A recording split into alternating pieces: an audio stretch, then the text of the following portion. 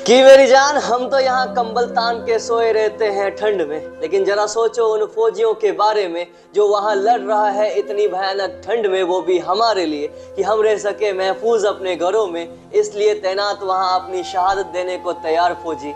एक बार तो सैल्यूट बनता है दिल से। मेरे भाई शेर सिंह भाई, अगर आप कुछ कहना चाहो भाई उस फौजियों की लाइफ के बारे में, उन फौजी बंदों के बारे में।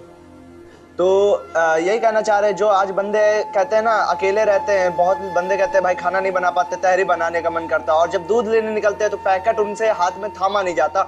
और वहां पर जो आर्मी के बंदे ना, जो आर्मी में है इस समय, सिपाही हमारे जो वीर जवान भाई हैं, वो बर्फ को गलाकर वो पानी का सेवन करते हैं। और ऐसे सल्यूट है मेरे भाइयों को। सही बात है, सैल्यूट करता हूं उन सभी फौजियों को जो हमारे लिए अपने घरों को छोड़कर इस कड़ाके की ठंड में वहां बॉर्डर को महफूज रखे हैं कि हमारा वतन सुरक्षित रहे और हमारे यार हमारे प्यार अपने अपने घरों में महफूज रहे। एक सलाम उन फौजियों को जिनके वजह से आज हम कड़ाके की ठंड में यहाँ अपने घर में आराम से सुकून की जिंदगी जी रहे हैं, लेकिन वो अपनी शहादत लगातार दे रहे हैं। उनकी सेक्रीफाइस को नमन है जो हमारे लिए आज वहां पर खड़े हैं। और सोच कर देखिएगा कि आप तो रजाई और कंबल में बिता लेते हैं पूरी रात, की जिंदगी बीत जाती है रजाई और कंबल में आपकी, ठीक है, आपकी कुछ जिंदगी बीत जाती है रजाई कंबल में। वहां से उनसे पूछिए जो 20 साल काटते हैं बर्फ की रजाई में। बर्फ की रजाई जान रहे ना, सफेद चादर होती है। बिल्कुल सही बात है, वो हर कोई नहीं समझ सकता वहाँ के हालात, वहाँ की हालत एक फौजी और एक फौजी दिल वाला बंदा समझ सकता है।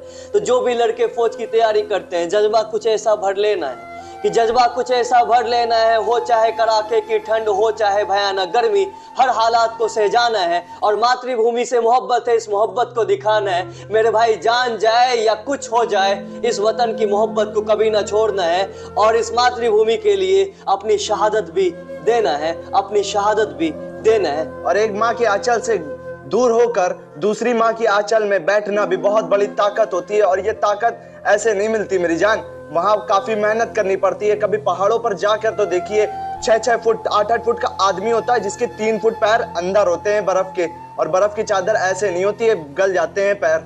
सही बात, एक फौजी का स्ट्रगल हर कोई नहीं समझ सकता, एक फौजी से बड़ा यहाँ हर कोई नहीं हो सकता।